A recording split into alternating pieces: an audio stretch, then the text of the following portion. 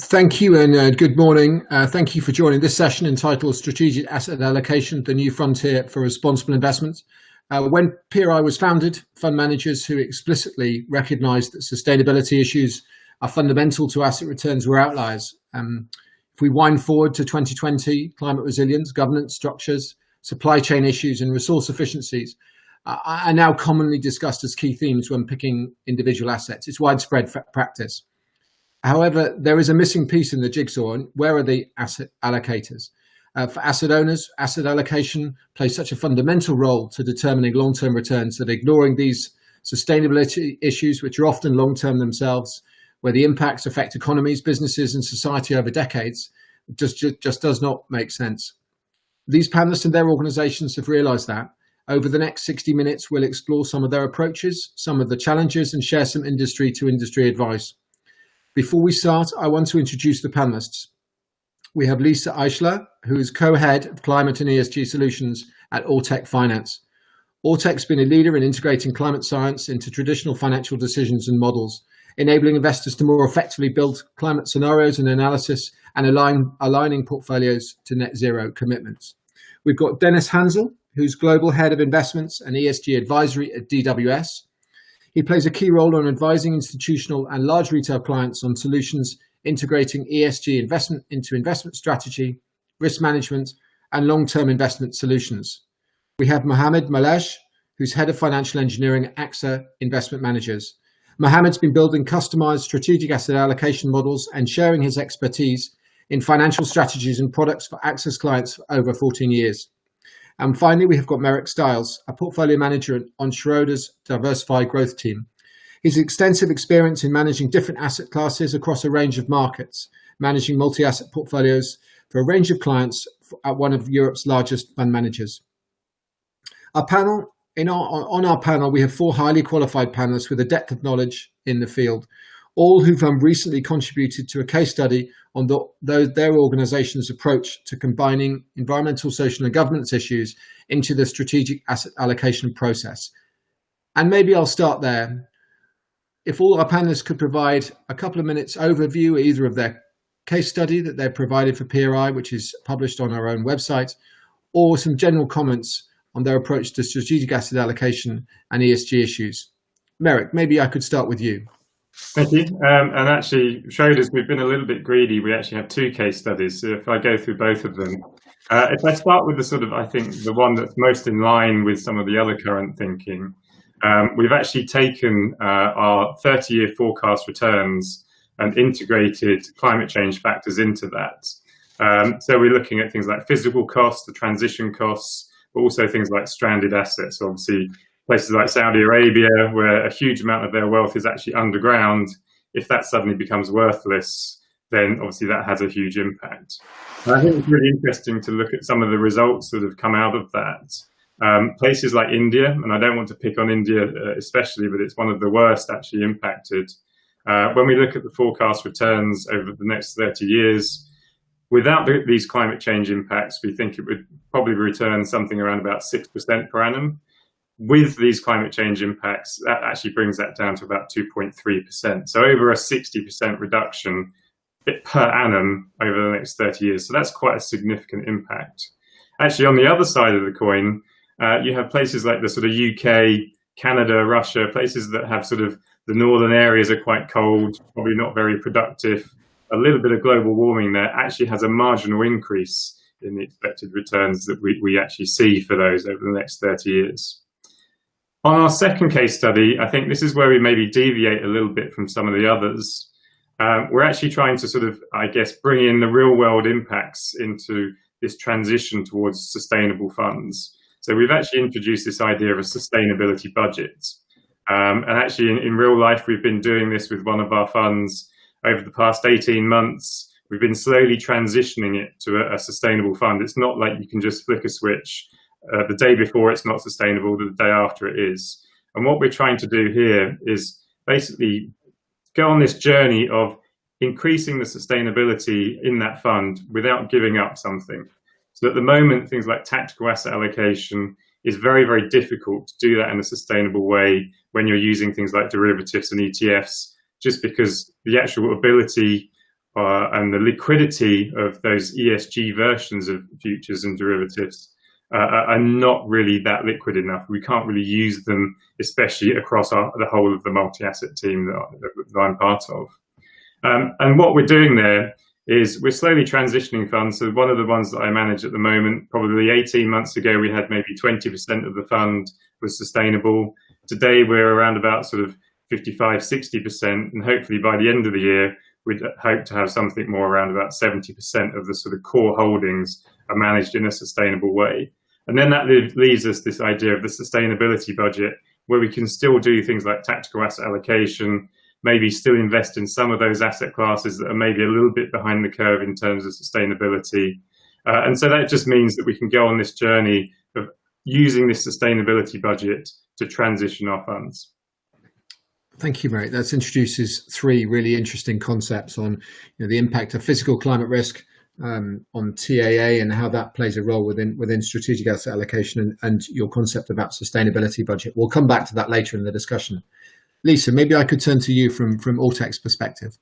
Yes, thank you, Toby. And actually, just to start out with, I think what you will see throughout the discussion today is that our thinking is quite aligned with that of Marek and what he already introduced. Maybe to start out with, before going briefly into the case studies, just for those of you who are not so familiar with Ortec Finance. So we really kind of a service provider specializing in providing risk return models and software for SIA and ALM to institutional investors.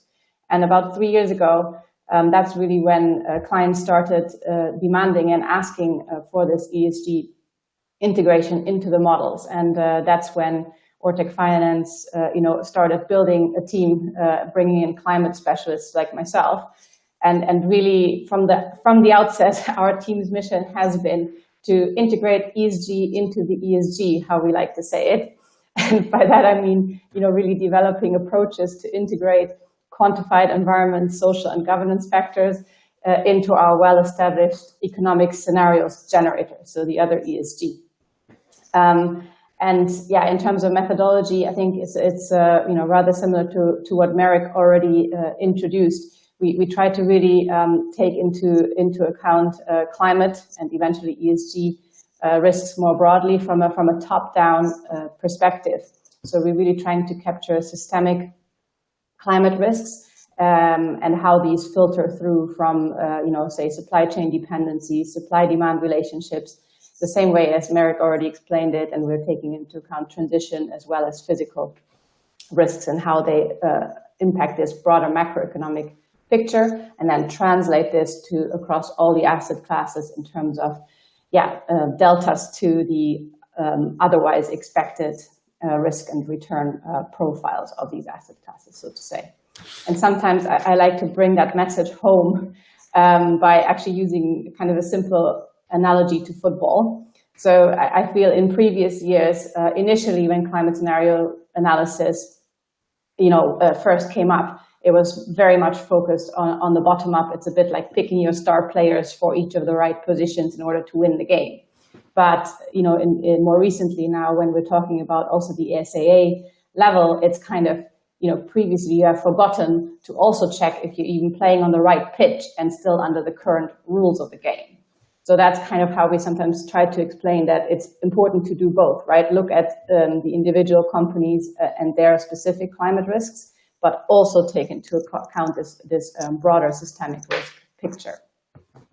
So I think as regarding our case study that we contributed, we decided to highlight a bit the physical risk perspective of climate scenario analysis and extreme weather risk in particular. And we tried to also make the story very concrete. So we zoomed into the climate attributable part of extreme weather risks and how these would play out over different climate scenarios for London versus New York City, and the kinds of conclusions you could then take on, how this will filter through to various asset classes, such as real estate and infrastructure, for example. Thanks, Lisa. That's a very clear kind of explanation about how Ortec combines science and economic modelling and helps clients in that way. Dennis, maybe I could turn to you from DWS's perspective and comment on your own approach or the case study you provided. Thank you, Toby, and also a small word to DWS. And we are really committed to put ESG at the core of our fiduciary management activities. And my team is structuring together with our clients their ESG considerations into their investments. And in the past, it was very often a single asset class advice. And what we observe currently is that it's more and more a holistic approach for the entire portfolio, so that you really look not purely on some liquid or on some impact investments, it's the entire portfolio. And what we strongly believe is that the consideration of ESG risk is something that is not fully captured by traditional risk measurements. So there is really informative things out of ESG that over the long run will increase your Sharpe ratios of the portfolio. So the case study is linked to our approach where we have 3 steps. Firstly, we calculate the strategic asset allocation with an expected return modeling with multiple factors like inflation, like dividend yield, valuation, and we estimate the expected return for the portfolio. Then on the second level, there's the bottom-up inclusion of ESG factors. We see what is the impact, what is the new sensitivities to the explained factors, as well as unintended factors with that inclusion. And on a third level is the question how we optimize the portfolio. What is the impact for the portfolio management? Because it can be the case that this is exactly the desired outcome, that you like to achieve this country changes, sector changes, but maybe it's something that is not in line with your return and your risk calculations before, even if it's over the long run. And then you must find a solution where the portfolio management is looking at maybe new assets, different filters, and incorporating these things. So the case study consists of one part where we do exactly this explained framework with a general ESG rating. This is sector neutral and country neutral, so the impact is not very huge. But on the opposite, we do the same exercise with our climate transition risk. And this is in line with Merrick and Lisa, what they told you about the physical, the transition risk, as well as the water risk. And here, of course, the changes are significant. So you have changes on the sector level, on the country level, and even the dispersion inside a sector is huge. You have climate leaders or solution providers, and you have laggards. And this is something that I like to discuss over the next couple of minutes with you all. Thank you. Thank you, Dennis. And Mohamed, from your kind of experience as kind of engineering solutions for clients, and AXA has been such a leader in this sphere specifically on climate, maybe expand upon your own organization's approach or the case study that you provided. Yes. So hi everyone. I think we will have the opportunity during this panel to mark a little bit on what AXA is doing on these consideration. But let me first to explain a little bit the case study that we have written with my co-authors. And the objective was really to provide a clear and quantitative answers to the following questions that are raised by many of our clients. So first of this question is, how can the climate considerations be taken into account in a strategic asset allocation framework in the absence of a standard methodology? Is it possible to design an optimal asset allocation compliant with 1.5 degree scenario by halving the reference allocation carbon footprint? And if yes, what would be the impact on the long-term risk and return metrics compared to current or reference allocation? To this end, we have adopted an innovative framework which consists in readjusting the asset classes calibration according to the current warming impact measured by carbon intensity of sectors and countries. So concretely, we have created for each asset, traditional asset class. This is fixed income, high yield, equity, and government bonds, 2 different categories. The first one is what we call assets at stake in climate change. So this category is characterized by a high and an intermediate carbon intensity. And the second category is called assets not at stake in climate change, with low carbon intensity and clearly no clear and observable contribution to the global warming.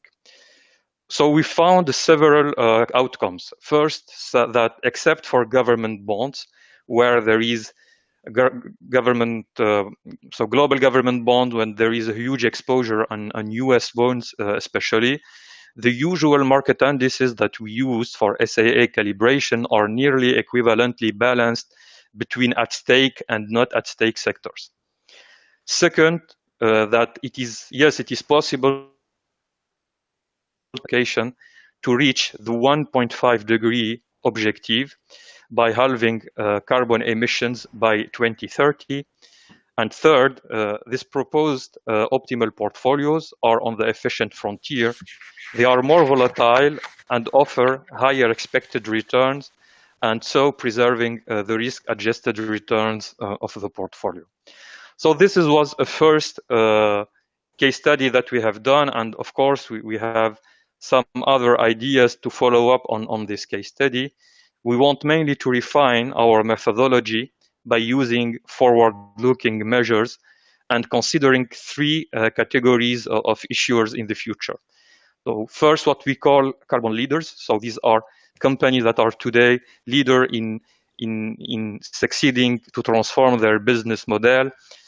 What we call also transition leaders, which are the companies that are committed to do this climate transition, and green leaders, which are companies that have both. They are extremely, let's say, good at decarbonizing their business model, and they plan also to do this transition in the future. So this will be, I hope, the next paper in order to ensure a better portfolio diversification. Thanks. Thanks, Mohamed.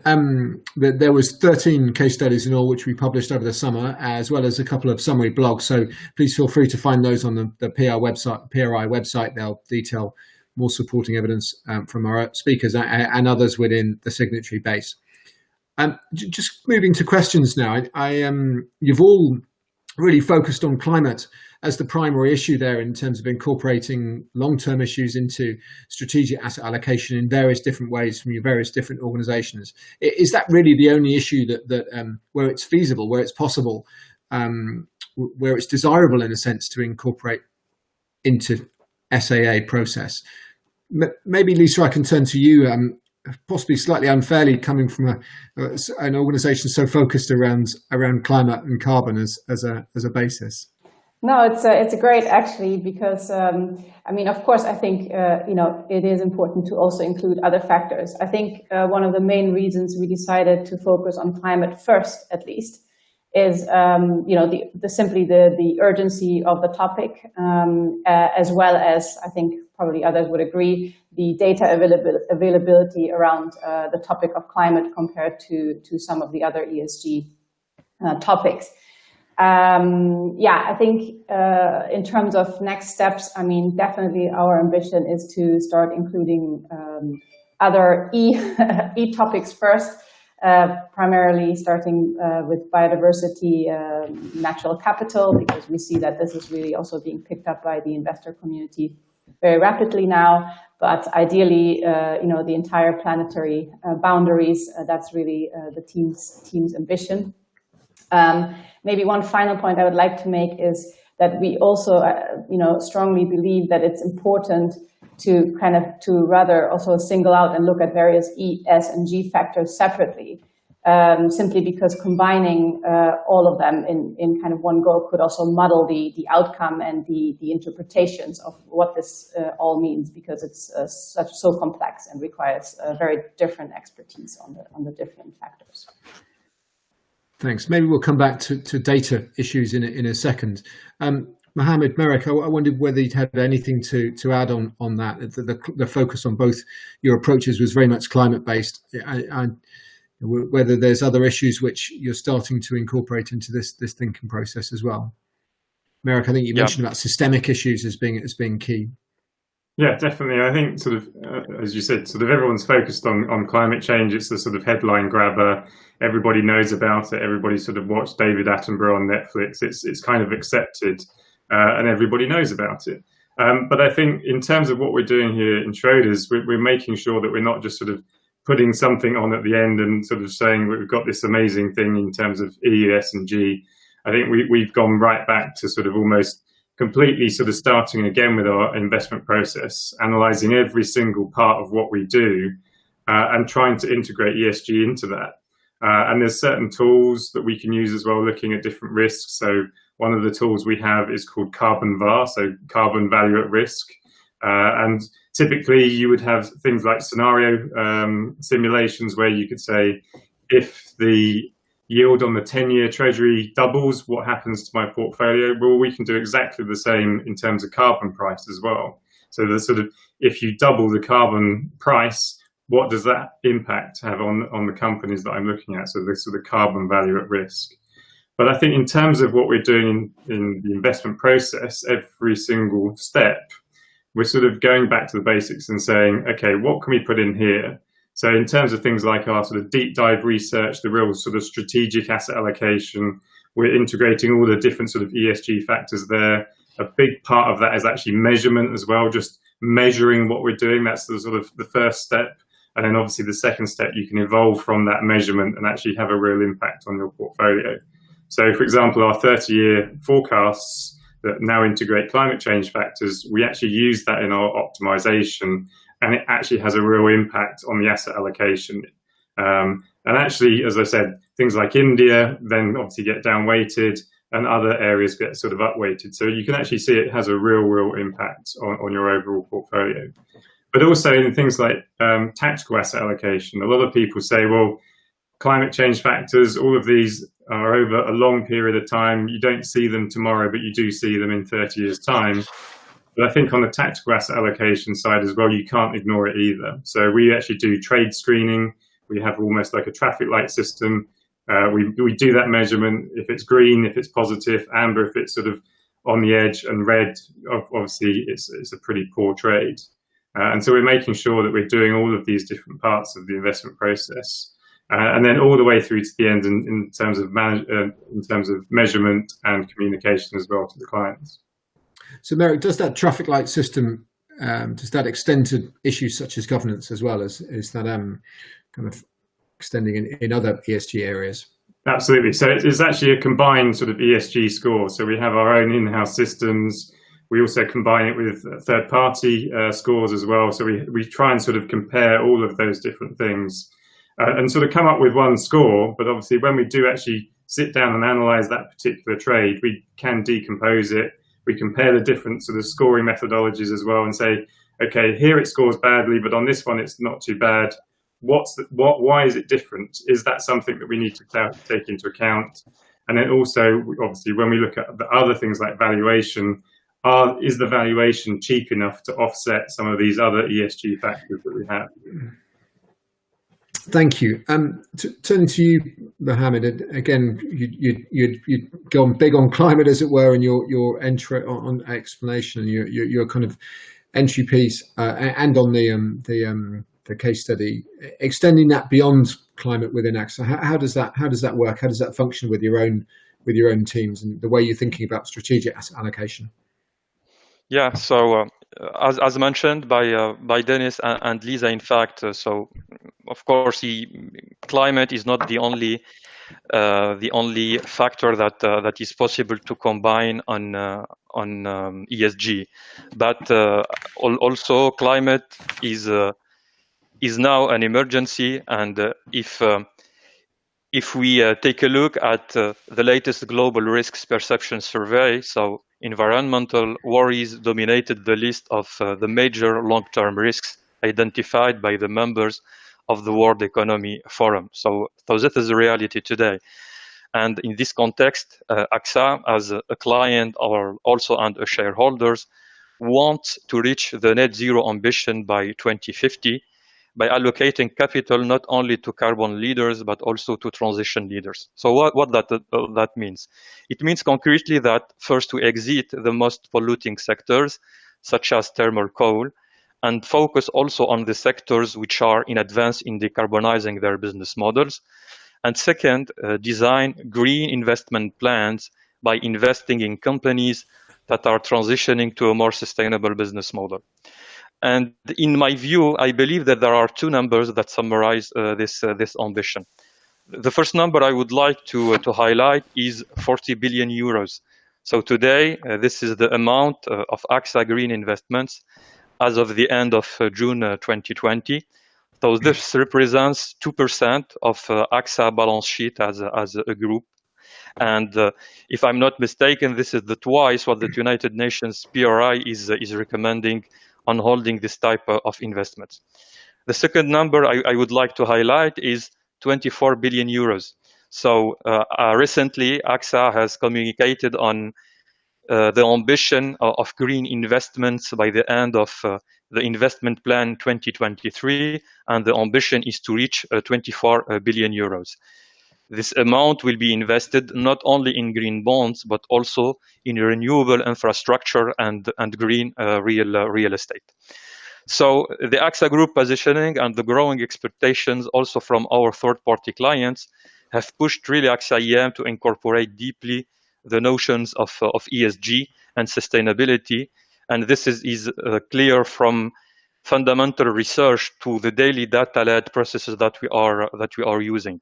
And that also, to give you an example on that, if we look at the AXA EM core assets, which includes the fixed income, the listed equity, and the multi-asset expertise, already 88% of our assets are already fully ESG integrated, and we work hard in order to incorporate the 12% that is remaining.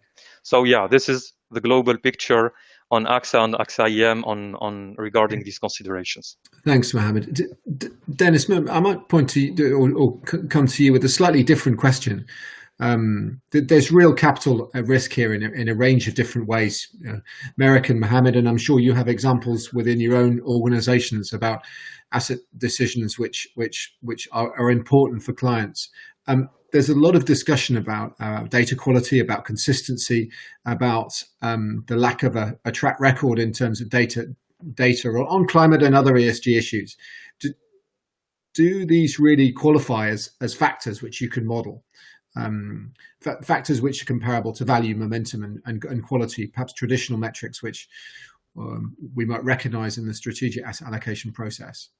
Yeah, very good question, and maybe difficult to be in line in 3 or 2 minutes. But there was the factor zoo, 10 years ago. Now we have the ESG data zoo, and we must make this a little bit more transparent. And for me personally, the definition of a factor is that the return and the risk in the future is persistently and significantly explained by that factor. So you must look at both components, at the return as well as the risk component. And let's start with the performance. So in the last 3 years, there was an outperformance of ESG investments, and even this outperformance was higher in the pandemic this year. And this outperformance cannot fully explain by switching sector, country, or factor exposure. So there is something, but with an observation period of 3 years, I struggle a little bit to call it a systematic return premium for ESG investments. So maybe not completely clear, maybe a little bit an upside to a positive framework, but what we can definitely say a little bit more clear is the risk impact, because what I said at the beginning, I strongly believe that our traditional risk models not fully capture all the information we can plug in via ESG data. And when we look at the risk and when we really look at the volatility and we cluster all the investment universe where we currently invested in, like equity, corporate bonds. And when we see the leaders and the laggards, the gap between the ESG leaders and the laggards on the volatility is 10 to 15%. So this is a very significant risk increase for laggards. And even the beta, the market beta exposure is higher. And so what I believe is, it is clearly a risk factor, very important to consider. Is it a systematic risk factor with a premium over the next couple of years? I don't know exactly. So, but for an SAA, and that was a question, it is very important to consider this risk effect, because if you can generate out of a traditional equity investment with ESG filter a conservative outcome, then of course you can also increase the allocation to risky assets in your portfolio, and then you have also the possibility to increase the Sharpe ratio of your entire portfolio. Thanks, Dennis. I mean, after that, I've got to come to you, Mohamed, in terms of your role on building models and financial engineering on behalf of clients. How do you think of that kind of match between risk and return, and how those interface works, and how ESG as a metric, let's call it that, is incorporated into your own process and thinking?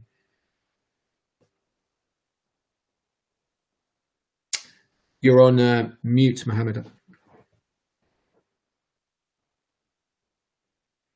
Yeah, sorry. Okay. So on this question of risk and return, of course, if we agree on the fact that the asset manager's role is to offer the best attractive investment return to its client with the lowest volatility, then I firmly believe that the ESG factors and the incorporation in ESG factors into strategic asset allocation is key to have these features. In fact, if you incorporate ESG in your analysis, you will have a better insight from risk and forward-looking return perspectives. The impact of ESG on risk, I think it is very obvious. In fact, you are avoiding companies that have big environmental, social, and governance problems, and this issue will imply a negative impact on those companies' shares or bond price in the future. In addition, exiting the most polluting sectors is key to avoid being trapped in stranded assets, which we believe that they lose value in the future. So let's take again an example on AXA. So as you know, AXA is a long-term investor looking for long duration in order to cover the liabilities. So the visibility of the cash flows and the robustness of these assets is key. And these two features are really better achieved when using the ESG considerations. And on the return side, when you are investing in companies that are transitioning to a more sustainable business model, I believe that you benefit also from unlocking additional capital and lowering the cost of capital of these companies.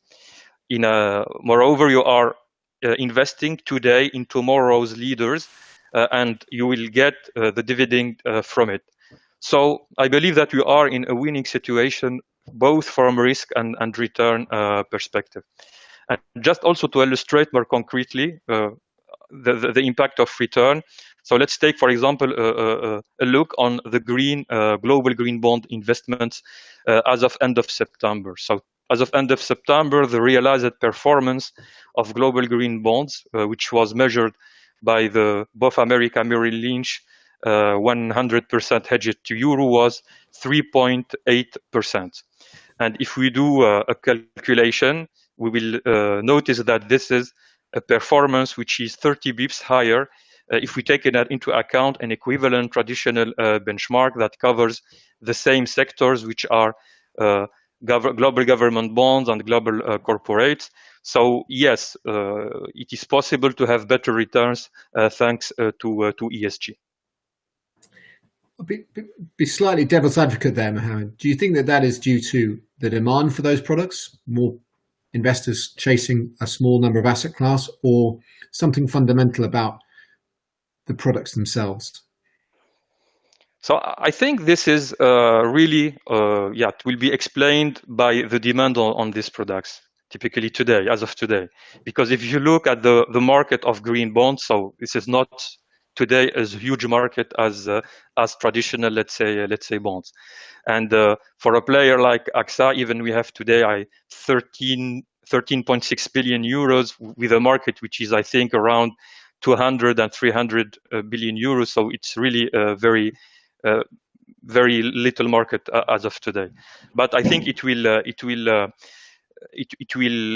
be expanded in the future. So I think the fact that it is a niche market also, so this is explained also the good performances, and also there are some academic research also that was done on green bonds, and the output is maybe in the long term we are not expecting a huge difference between let's say traditional bonds versus green bonds in terms of return.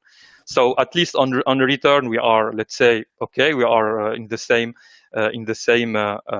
magnitude of return as traditional bonds, but of course on risk, and this is what have already been illustrated by all the panelists. So of course, when you have green investment, for sure you will be diminishing the risk over the long term, and this is crucial for asset owners, I think. Okay, great, thank you. Lisa, turn to you. Your business is embedded in data and based around using data on behalf of clients. Maybe just make some comments around the use of climate data and the quality of that data, but also how you're kind of tracking the relationship and the correlation with returns. Yeah, thank you. Maybe indeed, I think what I would like to focus on is also to discuss a little bit, the importance of, well, not only obviously finding high quality input data, and there we have worked and tested various components, and our main approach is working with our strategic partner, Cambridge Econometrics, and using their extensive E3&E model to feed in most of the climate risk parameters, both physical and transition risks. But I think what's also then important is how to translate this, right? How to go the step from, even if you see recently published NGFS reference scenario and so on, how do you go from this macroeconomic impact and then also translate this to asset classes? And there the question is also a bit like, we get the question a lot, what is already priced into my current, capital market assumptions? What is my baseline already? And how do I need to revalue and see how to price in? So, how we explain this is we really say kind of current capital market assumptions are likely climate unaware. And by that, we mean that most of them have definitely accounted for any policies that are already in place. So transition policies already committed, for example, and the market has reacted to them. Also, any extreme weather impacts that occurred in the past have likely been priced in. However, what is not priced in yet is any future policy changes that still need to be implemented to go beyond current ambitions in order to make it to a net zero by 2050 and staying within the Paris pathway, so to say. And certainly also any changes in physical risks, future forward-looking, we assume have not been priced in. So basically what we try to do is we factor these forward-looking alternatives into a stochastic financial model, and we generate kind of alternate forward-looking real-world economic and financial outlooks that we can then compare to this, what we call climate unaware baseline. And I think just to give you a bit of a flavor of also, what this means in terms of the meaningfulness of the impacts, I think even just looking at GDP, you see that these are meaningful impacts. If we fail to transition, expected GDP levels maybe 65% lower by the end of the century compared to what you would consider your current GDP outlook for the world, largely explained by this physical risk component that is not yet captured in the baseline, as I was mentioning. but also like these pricing in and market sentiment dynamics really can have meaningful impact even already in the shorter term.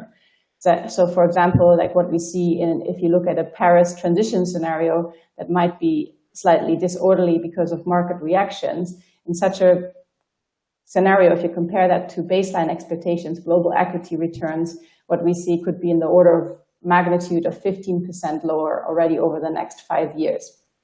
So these are really meaningful impacts that really have to be considered and integrated, quantified as much as possible. Thanks, Lisa. Merrick, turning to you, and obviously SAA models are based around measures of historic returns. Kind of what happens when there is a disconnect within those historical returns? And Lisa referred there to maybe climate disruption, whether that's policy related or weather related. How do you think about that within a long-term SAA framework?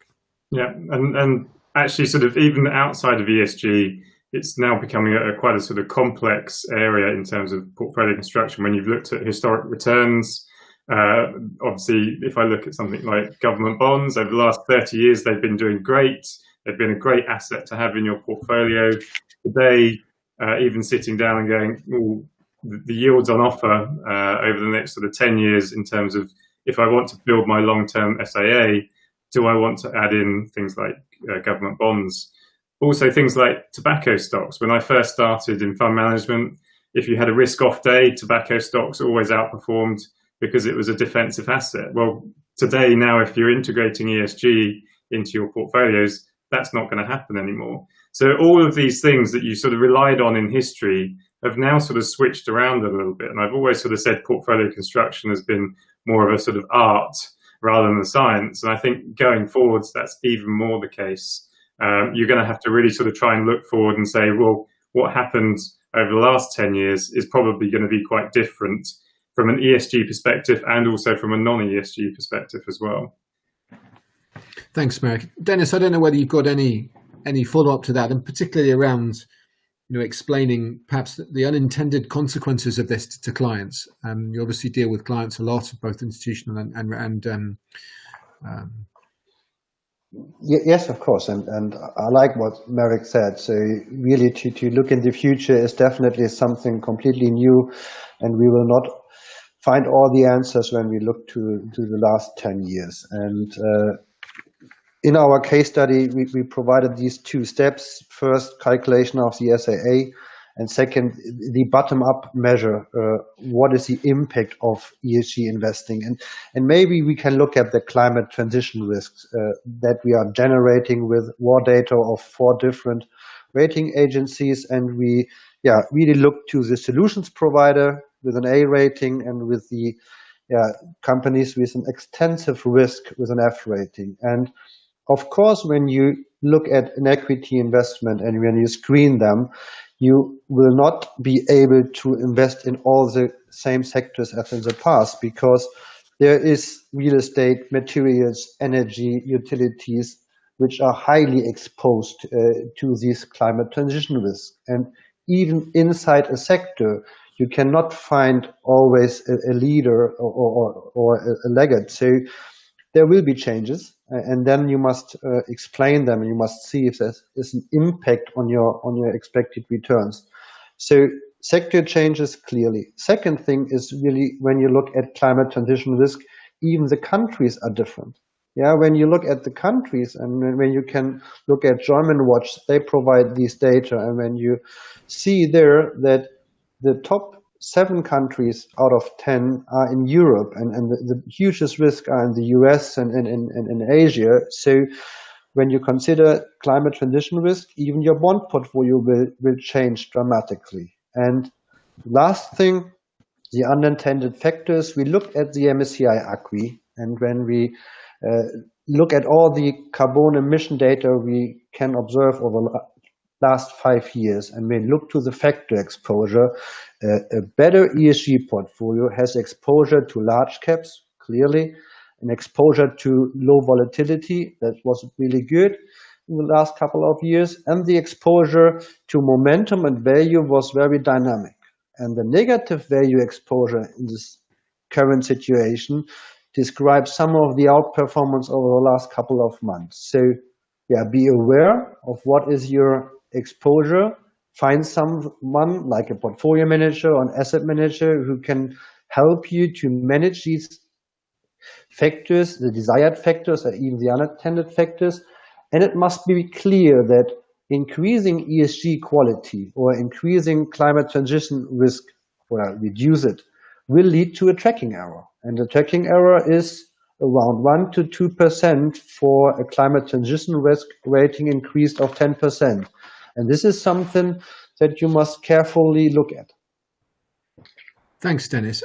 I mean, in some ways, we've touched on perhaps what we might consider traditional ESG analysis, thinking about risk and return, and how the incorporation of ESG factors into that process can improve outcomes for clients. If we now take a little slightly different direction in terms of integrating real-world outcomes into strategic asset allocation decisions, how might clients' outcomes, clients' kind of requests in terms of active ownership, for example, or their own sustainability, the objectives in terms of sustainability outcomes be incorporated into this process? Merrick, maybe I can turn to you, because one of your case studies, as you highlighted right at the beginning, was about that concept of sustainability budgets, and it fitted neatly into this kind of discussion. Sure, and maybe if I just give you a bit of my background. So my PhD is actually in motorbike handling, which is a bit sort of left field, I know, but you could create this amazing, beautiful model on your computer, and then you go and put a rider on it and he completely screws it up. So people are messy, and we know that their markets are messy as well. So we can sit down and we can come up with this beautiful model, this beautiful portfolio, but then the markets obviously come in and whack it because markets are messy. So we need to sort of think about this sort of real world impact. And as you said, we have this idea of a sustainability budget. So one thing we can look at in terms of that is, what are you sort of trying to achieve when you go for a sustainable fund? Are you sort of saying, right, today, by today's metrics, I want the best fund that it can possibly be in terms of all of those metrics. I want the best in class or the best in sector of every company. Or do I want to turn around and say, well, that's today, but what happens tomorrow? Maybe I actually want to look at some of the companies that are maybe less good today. So I think a good example is if I look at something like Shell compared to BP. Today they're fairly similar. They're both big oil companies, both sort of scoring very badly. But actually the new chief executive of BP came in and said, look, in 10 years' time, BP is going to completely transition. It's going to be a completely different company. And did it in such an enthusiastic way that you sort of thought, yes, I can really get behind this. Do I want to invest in that today? It's scoring badly today, but do I want to be part of that impact, that change, to make sure I can go forward? So actually you can use part of your sustainability budget to actually invest today in some of those companies that you think in the future can get better. And it almost goes back to what Dennis was saying earlier. But then also, I think part of what I was saying earlier is you can slowly transition your portfolio as well. Again, you can't just flick a switch and say, today I'm sustainable. You have to almost have this transition. And some asset classes are behind as well. So pretty much equities, you can get something sustainable there straight away. You can buy a fund, you can do whatever, that's fairly far advanced. But when I look at something like high yield, maybe they're a little bit further behind in terms of the progression of integrating ESG into that asset class. Maybe I still like my fund manager that I have at the moment who doesn't integrate ESG. I can still hold them and wait until perhaps they then offer a product in the future that does integrate ESG. So again, I can use this sustainability budget in terms of transitioning my portfolio as well. Thanks, Merrick. Lisa, from your experience of dealing with clients, trying to balance out kind of financial outcomes with climate objectives or real world outcomes, as we'll term it here, how do you kind of provide solutions to them to match those dual objectives? Yeah, thank you. Well, first of all, I think I very much agree with how Merrick just explained all of this. And I mean, you use the word kind of sustainability budget. We often, discuss this with indeed kind of balancing out, your portfolio alignment and transition targets and objectives that you may be setting on the one hand, but at the same time, you also have your financial risk budget, and ideally a climate risk aware financial risk budget, that you need to adhere to. And I think the first thing is important to realize that there are these two perspectives, because often I see still a kind of a mix-up of concepts in the market. And then it is important to determine indeed whether you want to do both, kind of, from a pure risk perspective, how is my portfolio exposed to these risks? Do you just want to look at that? Or indeed, do you want to make a contribution, so to say, to changing the real world outlook, right? And I think in terms of, this especially this transitioning, and also what Merrick just explained about this, currently some companies might all look pretty bad, but what is their future commitments and their commitments to change? I think for that, we recently worked very hard as a team on a project coding the calculation engine, so to say, for the Science-Based Targets Initiative on their temperature alignment and portfolio coverage methodology. And I think that it's an open source tool published and available for everyone to use. I would encourage anyone that's listening to try it out. It's one way to look into this transition and how you could set up your portfolio from a temperature alignment perspective. And then obviously you have to think, how does that relate to optimizing this transition trajectory while still remaining within your financial risk budget? And it's not always going hand in hand. There are some trade-offs sometimes. Thanks, Lisa. Just before we kind of wrap up with some final comments around advice to industry, you've obviously thought about this issue a lot as a group. Just kind of picking on one of the questions from the floor was around the concept of strategic risk management. So thinking about risk as a broader concept and trying to incorporate those ESG issues which we've touched on and integrate them into SAA more broadly. I wonder whether you'd have any kind of thoughts about your own approach to risk management, some of which we've touched on as we've been discussing.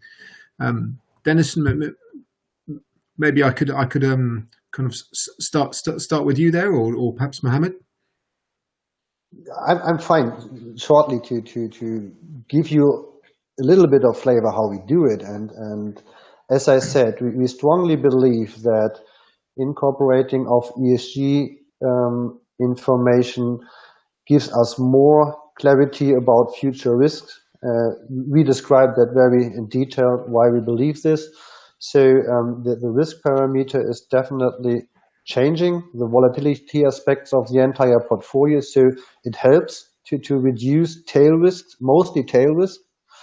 And secondly, due to this, we observe here even that we have new asset classes. We have completely new profiles like green bonds, like impact investing funds. So here, currently, our risk management system is the same as before, but due to the fact that the asset classes have favor return on risk characteristics, the necessary to hedge is reduced, and this is a very nice outcome and gives you exactly this as a metric return profile our clients mostly like to achieve. Thanks, Dennis, for that, the kind of insight on risk management. Slightly wary of time, and we're coming towards a close for the session this morning. I wonder whether, just to tie up, you would kind of add your one piece of advice to industry participants, whether they be big or small asset owners or asset managers, on how they can start to think about this whole concept of ESG in the context of strategic asset allocation and asset allocation more broadly. Merrick, maybe I can start with you. Yeah, so my advice is definitely sit down and think about your philosophy. Actually, what are you trying to achieve? Once you come up with that philosophy, then I think it's much easier to sort of sit down and say, what are the steps that I need to go through to achieve that end game effectively? But also be prepared as well that things are constantly changing. That philosophy that you come up with today, perhaps in a year's time, you may have to sort of alter course slightly because new things have come out that can improve what you're actually doing. So definitely sort of have your sort of eyes on the horizon, come up with your philosophy. What are you trying to achieve? Thanks, Marek. Dennis, turning to you, what's your key advice to clients? Yeah, so I don't want to repeat, Marek, but really this is an active decision, and really you have an additional dimension inside your SIA calculation. So challenge the asset managers, look at their models, look at the data, really don't rely on a single data provider, compare these impacts, and look that your asset manager or your investment manager is able to handle all this information.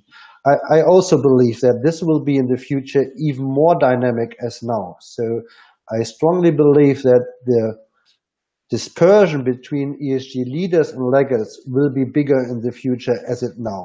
So it's a more dynamic approach to your SIA. You must do it more often, and you must be familiar with the impacts.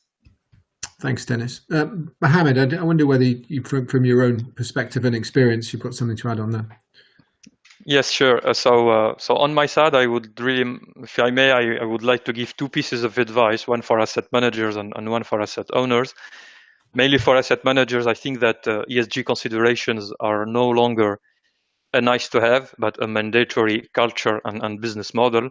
And many experts think that if asset managers don't incorporate ESG, they may be out of business in Europe for the coming years. So I think this is a clear shift in our industry, and when you have good records on this type of investments, of course we will be one of the leaders in this industry, and this need to be incorporated deeply in every role. So from asset managers to investment analysts to financial engineering. So really, it is everyone needs to leave this type of considerations.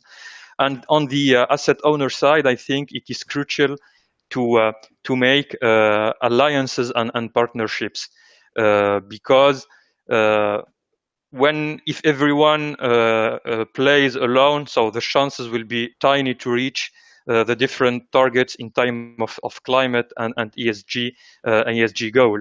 And I think the alliances are very crucial, and the game's rules are very simple.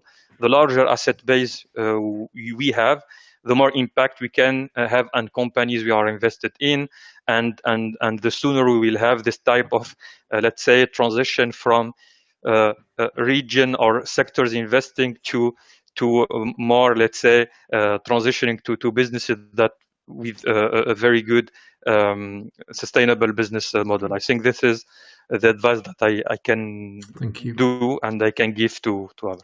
Thank you, Mohamed. Lisa, I leave the final words to you. Yes, well, as the environmental expert on this panel today, I would like to send a real world message, and that is just to remind everyone, please don't sit back and wait. Act now, think through how, whether from a risk perspective or an alignment perspective, how climate and other ESG factors affect your portfolio and what you would like to achieve. The real world is not waiting for us. The signs are still, in terms of carbon emission trajectories, going towards failing to make it to Paris. We have less than 10 years left to pull the right levers to still bring the world to below 2 degrees. And the time to act is now. Thanks, Lisa. That's great. Final kind of sum up session. I think the last 5 minutes highlighted 4 or 5 really key aspects or steps that industry participants, both asset owners and asset managers, can follow up and action in their own ways. I would like to point the participants who want further information to our own case studies or our signatures case studies. We have 13 of them on our website, and also a discussion paper which outlines some of the approaches which we've discussed this morning, as well as a series of blogs which summarize some of those case studies and the contents of discussions like this, of which we've run a couple. It only leaves me to say thank you to Dennis, Marek, Lisa and Mohamed for providing a really interesting and educating session this morning. I've learnt a lot. I hope the listeners in have as well. With that, thank you very much, and I wish you a good rest of your morning and enjoy the rest of the conference. Goodbye. Thank you. Bye-bye.